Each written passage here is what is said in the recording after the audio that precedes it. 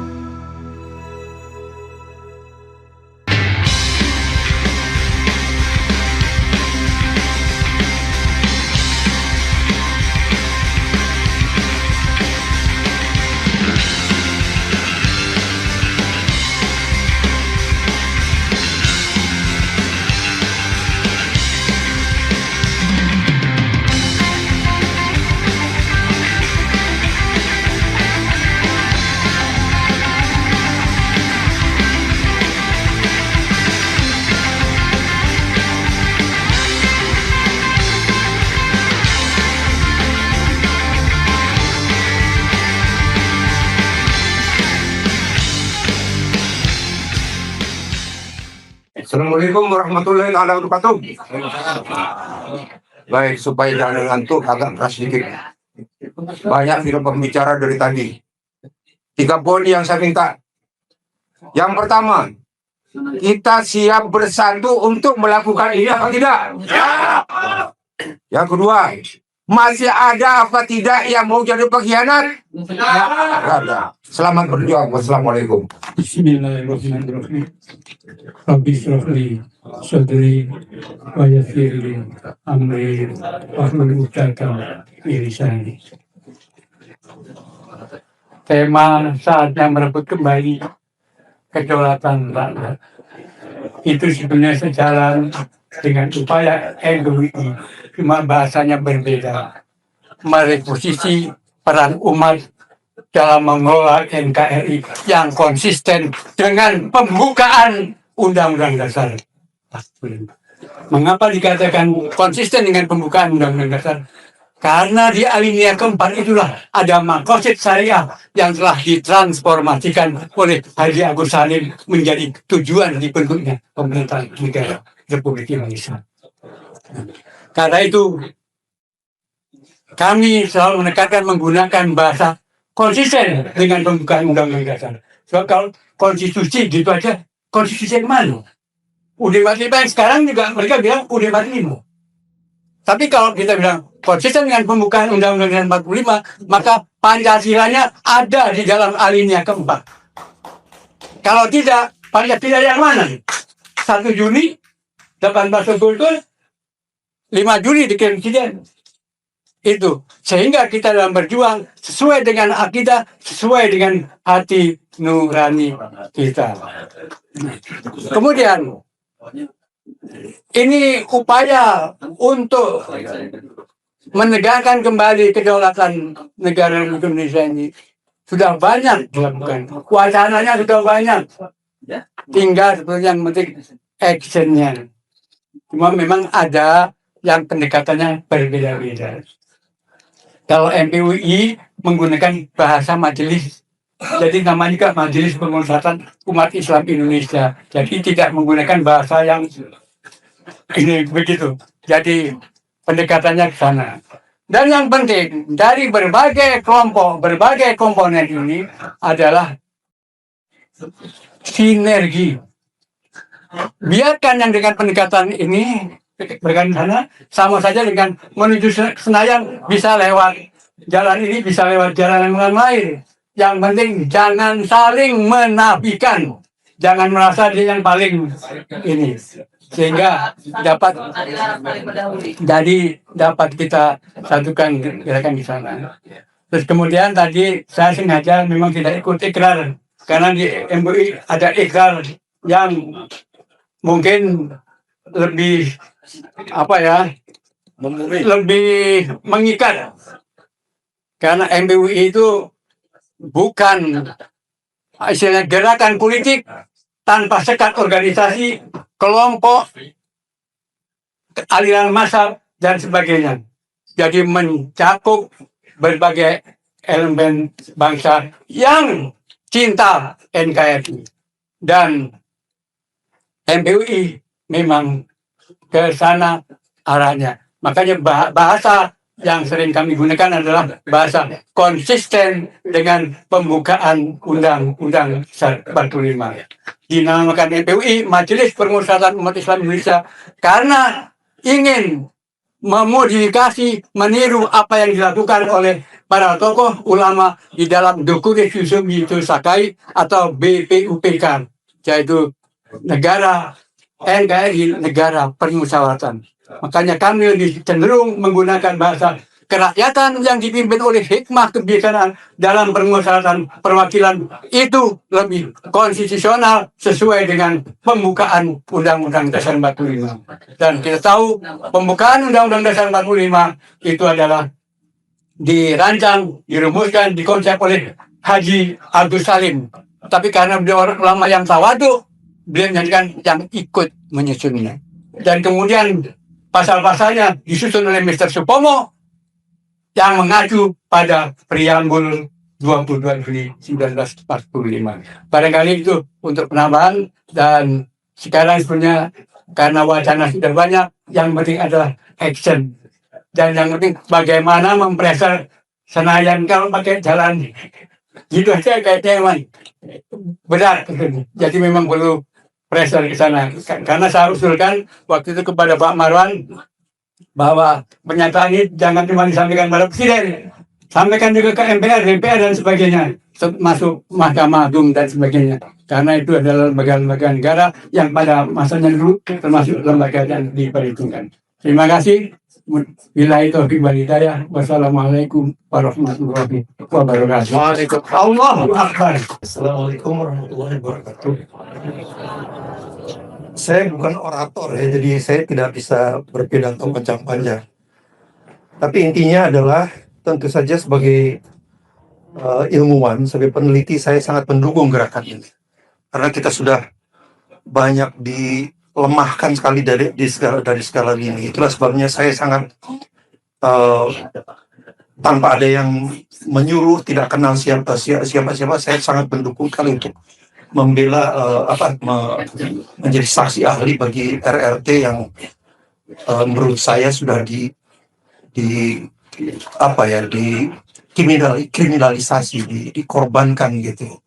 Jadi itu yang saya sangat ini sekali.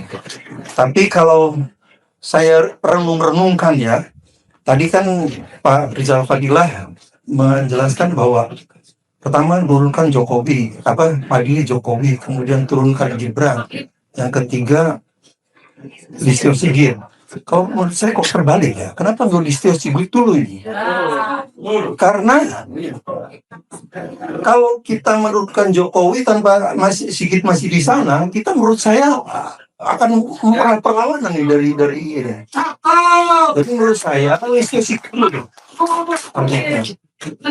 Jadi supaya anunya ini, pacoknya ini lemah dulu, baru kemudian atau anulah menurut saya. Jadi harus dalam terdekat kita harus kesana.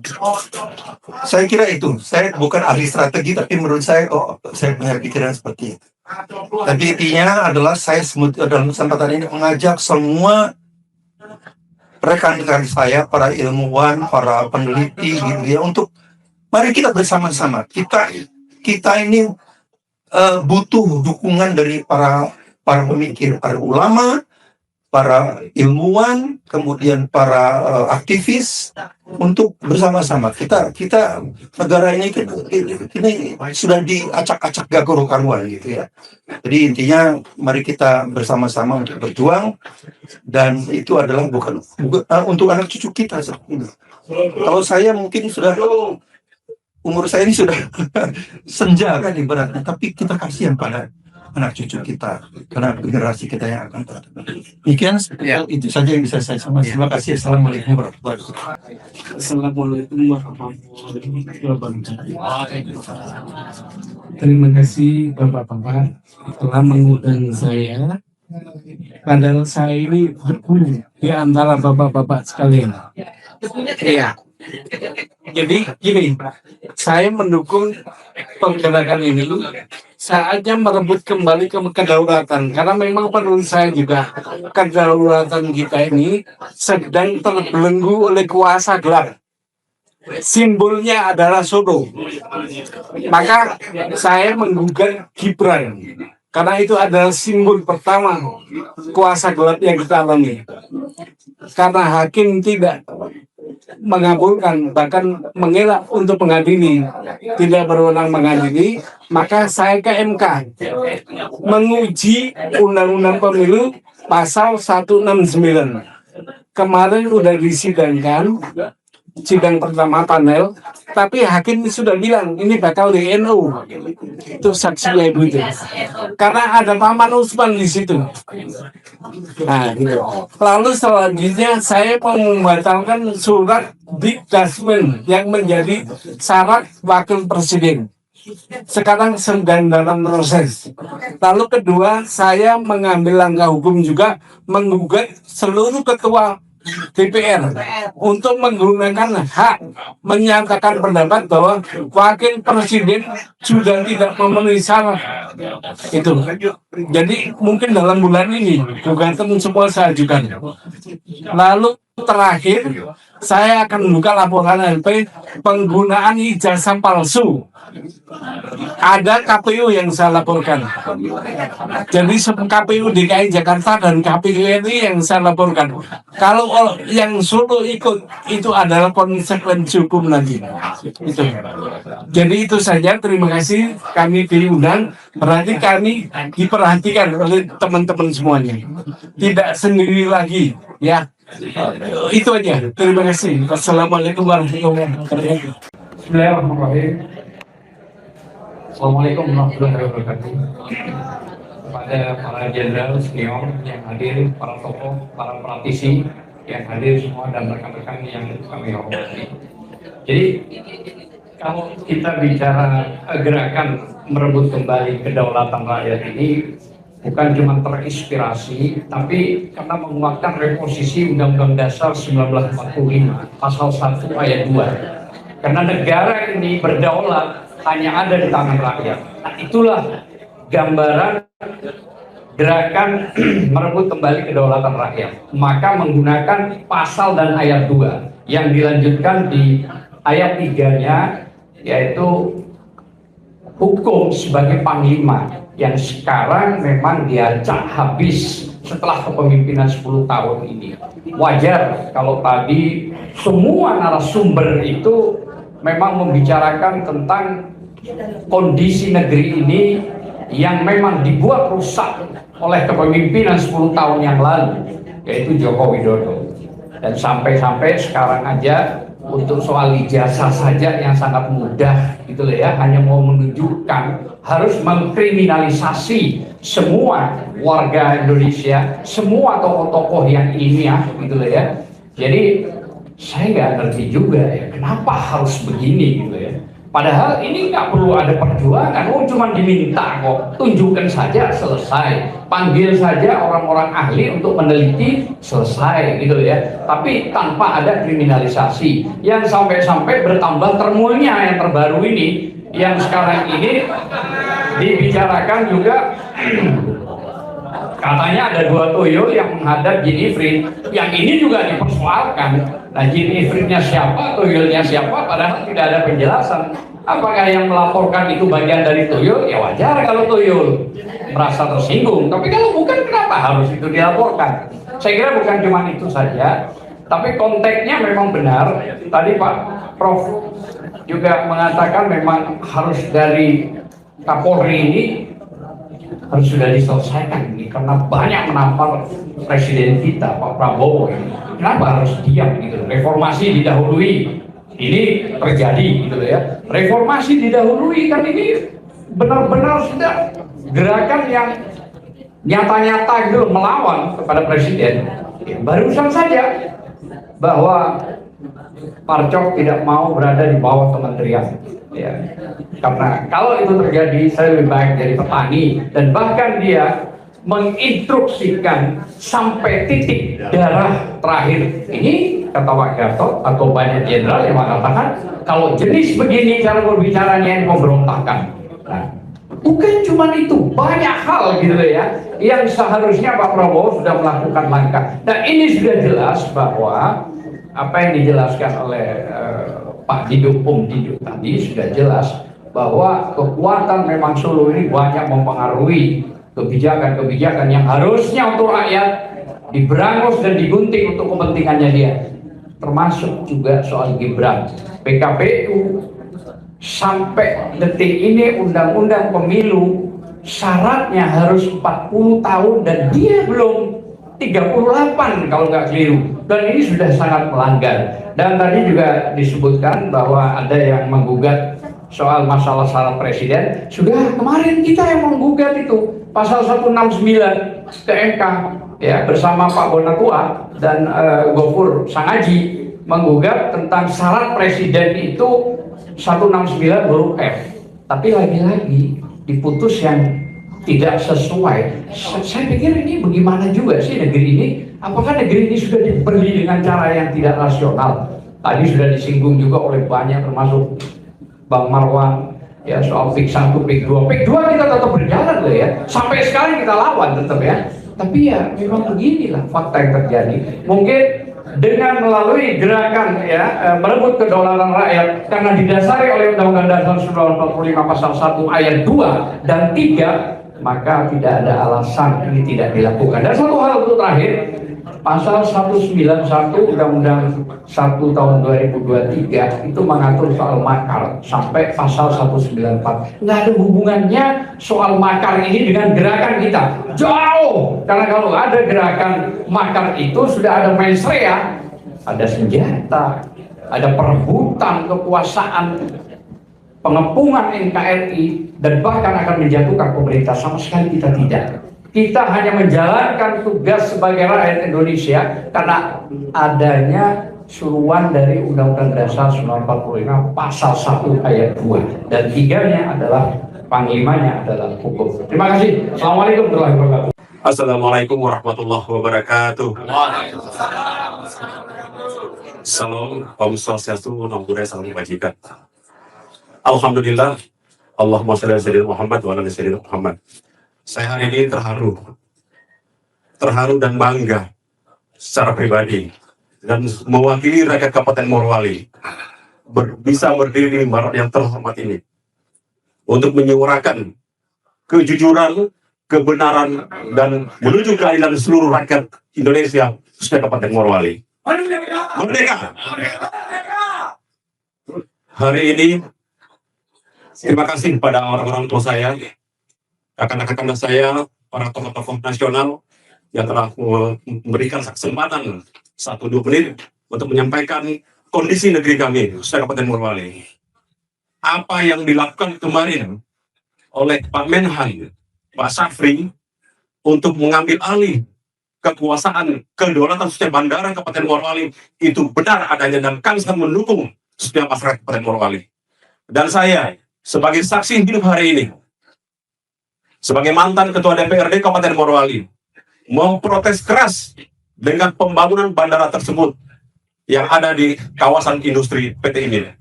Karena apa?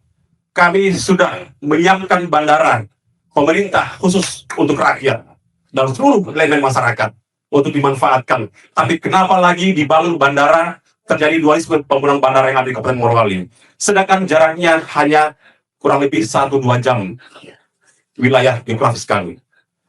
Bisa ditempuh dari ujung selatan ke ujung utara. Sehingga kami bersyukur disinilah kehadiran kita semuanya, pada tokoh-tokoh semua, dan kami sebagai generasi muda. Hari ini mari kita mendukung sepenuhnya pemerintah, sehingga kami di Kabupaten Morowali yang namanya kesejahteraan dan merebut kembali kedaulatan yang hari ini Bandara ini bisa digunakan dan dimanfaatkan oleh seluruh rakyat dimanapun kita akan hadir ke Morowali. Sehingga insya Allah Bandara Kabupaten Morowali ini kami sangat bersyukur Pak Menhan, jangan takut, rakyat Morowali mendukung sepenuhnya untuk menguasai dan mengembalikan kedaulatan negara yang selama ini dikuasai sama 10 tahun oleh oligarki yang ada di sana.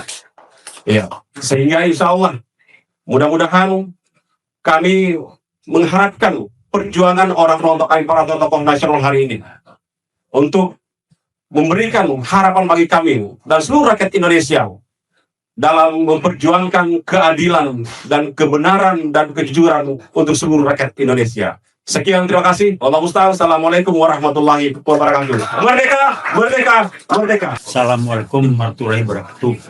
Bapak hadir di sini yang sering ketemu muka-mukanya ini aja, saya sangat hargai, hormati, dan saya ingin sampaikan yang pertama adalah bahwa mayoritas masyarakat kita adalah orang-orang yang berpikirnya instan, reaktif, dan simptomatis.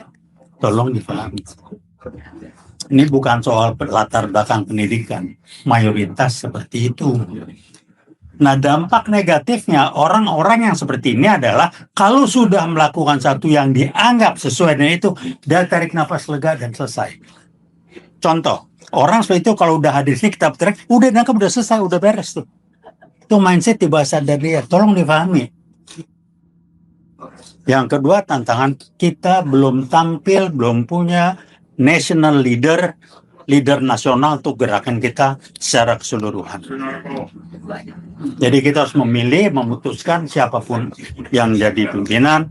Kami dari WIWOT siap untuk mendukung, terlibat, dan sebagainya. Nah, rekan-rekan yang lain lagi adalah tolong diperhatikan, kita jangan dialihkan kepada yang dihajar itu oligarki, itu pengalihan. Oligarki itu kan tumbuh dan berkembang karena ada PKI gaya baru yang dipimpin oleh Jokowi. Yang perlu kita tanya, kok Jokowi polisi nangkap Jokowi susah banget ya? Yang kedua, kok nggak ganti Sigit susah banget ya? Tolong dijawab ini. Kita teriak-teriak, Sigit tetap bercokol di sana. Waktunya sudah paling panjang. Dan saya belum bisa jawab. Kenapa Pak Prabowo pun tidak segera mengganti Sigit? Kalau saya guyonan, saya kenal beliau. Saya nyebutnya, ini Pak Prabowo mikirnya sudah mikir sebagai politisi. Bukan sebagai eksekutif. Eksekutif kan mikirnya lempeng aja, nggak bener ganti, selesai. Kalau politisi kan pertimbangan ini, pertimbangan itu harus nggak tahu. Ini kata saya, mudah-mudahan saya keliru. Jadi lewat seperti inilah saya amat sangat menyarankan apa putusan, apa hasil yang kita bisa bawa untuk tindak lanjut. Saya usul, mari kita bentuk wadah, apakah namanya ini, sebagai satu-satunya wadah perjuangan kita, kemudian kita angkat siapa pimpinannya. Jangan ngumpul ini pulang, tarik nafas lega, nggak ada apa-apa. Besok bikin lagi. Kerangkeng Jokowi aja susah amat. Jadi ada banyak, nanti besok ini muncul, besok muncul. Sehingga kami dari WIWOT nggak mau muncul lagi, nanti tambah kacau lagi ini. Modal-modal kita di podcast aja lah. Tapi kami ingin kalau memang ini mau dijadikan komandan, pimpinan, yuk kita gerakan. Angkat sekarang, jadi pegangan kita, jangan bangun lagi jarak organisasi lain. Terima kasih banyak. Wassalamualaikum warahmatullahi wabarakatuh. Hidup Jokowi.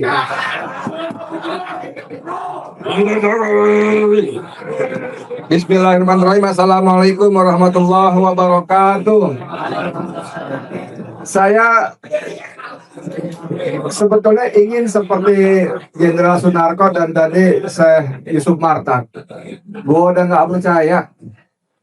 Senior saya juga Bang Maron juga ada. Gue nggak percaya gitu ya. Cuman begitu saya Didu ngomong kayak tadi, saya pikir apa iya gitu, apa gitu kan. Nah, saya sebenarnya sudah mendengar saya Didu dan kawan-kawan ada 5 orang itu dipanggil kemarin sore. Ada Jenderal Bintang 4 tiba-tiba telepon saya, Mas, begini begini, ya bener, iya begini bener. Tadi pagi saya coba kontak saya gitu, dia bilang ntar saya ngomong di sini aja, katanya sudah. Jadi saya salah satu yang membuat kita bertahan adalah harapan. Kalau kita nggak ada harapan, kita udah nggak tahu. Tergantung harapannya seperti apa. Kita berjuang seperti sekarang dengan gaya masing-masing. Pak Narko dengan meledak-ledaknya dengan 2 kosakata yang sangat populer, picak dan budak. Itu karena beliau punya harapan. Sementara saya Didu berjuang yang lewat jalur Irama Sukai dulu ini. Sapri Samsudin juga karena ada harapan gitu loh. Tapi kalau dengar ceritanya, saya waktu kemarin ke Aceh Tamiang, pulang mampir dulu ke Medan, ketemu dengan Sagana Nenggolan. Di Medan janjian hampir ngopi. Sagana bilang, gue diundang Prabowo 7 jam. Dan seperti biasa, dia ngoceh sendirian. Pangpong, lu siapa aja yang bukan tentara, bukan kabinet, 2-3 nama lagi yang swasta. Selebihnya kabinet dan jenderal-jenderal, termasuk Zaki Anwar Makarim segala macam dan sebagainya. Nah, 7 jam itu ngoceh sendirian. Kan gua nggak tahan juga ya. Gua angkat tangan, maaf Pak Presiden, saya boleh nanya? Kaget juga Prabowo. Tapi itu diapresiasi oleh Zaki Anwar Makarim ketika kemarin di rumah saya Didu. Saya sempat ngobrol sebelum acara dimulai. Oh, keren juga tuh Saganda tuh. Dia bilang, gue demen tuh kan sebelahan tuh kan. Jadi ada semacam ini, kita bisa beda pendapat. Ada semacam suasana baru yang saya dengar. Yang biasanya monolog, one way segala macam, ketika ketemu Saganda dia mau mendengarkan. Ketika ketemu saya Didu, bahkan kalau ceritanya agak detail, itu interaktif. Kalimat-kalimatnya, saya akan laksanakan semua yang kalian tuntut. Tapi jangan ajari caranya. Nah, kan gitu kan? Jangan ajari kami caranya. Justru itu dipersoalkan oleh kita sebagian besar, termasuk saya Didu tadi. Saya percaya niat baiknya, tapi saya capek dengan caranya. Dan katanya kemarin juga ada kalimat Bapak dikejar waktu, nggak bisa terus strategi begini begitu. Bapak dikejar waktu, meleset sedikit Bapak selesai. Tadi walaupun teman kita Refli Harun, kalau kita fokus ke Gibran, jangan sisi politiknya, ya kan? Ada sisi-sisi yang pasal 7A-nya ada masuk, iya memang betul. Cuman dalam perspektif publik, ya sosial politiknya muncul juga, nggak bisa kita hindari gitu loh. Walaupun nanti kalau kita misalnya masuk kepada proses pemakzulan, ya sisi politiknya kita singkirin juga. Cuman begitu kita bicara sisi politik, ini Prabowo kata saya dan kawan-kawan kemarin, Bapak dikejar waktu, nggak bisa dengan terus cara masih sendiri yang suruh sendiri gitu. Kalau enggak Bapak akan selesai oleh yang disebut SOP tadi. Nah sekarang saya ingin menguatkan hati saya, walaupun saya berkali-kali saya harus berjuang keras mempertahankan stok husnuzon saya kepada Prabowo, yang tiap hari dia menguras kesabaran kita, menguji kepada rakyat Indonesia, dan sekaligus menguras stok husnuzon. Cuman dari cerita saya diri tadi, kita kasih waktu lah. Tadi Refli tanggal Oktober, ya. Terlalu lama. Enggak beliau tanggal Oktober. Lalu ada lagi kalau khusus spesifik Sigit 1 bulan. Nah, saya mau kasih khusus spesifik Sigit lagi. Kita kasih waktu lagi buat saya ya, bukan kita, saya lebih singkat lagi, karena konon katanya kemarin waktu saya dan kawan-kawan bicara, tunggu akan ada kejutan.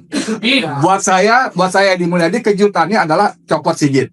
Kalau enggak, ya apa boleh buat, omong-omong juga kan begitu kan ya. Makasih banyak. Assalamualaikum warahmatullahi wabarakatuh.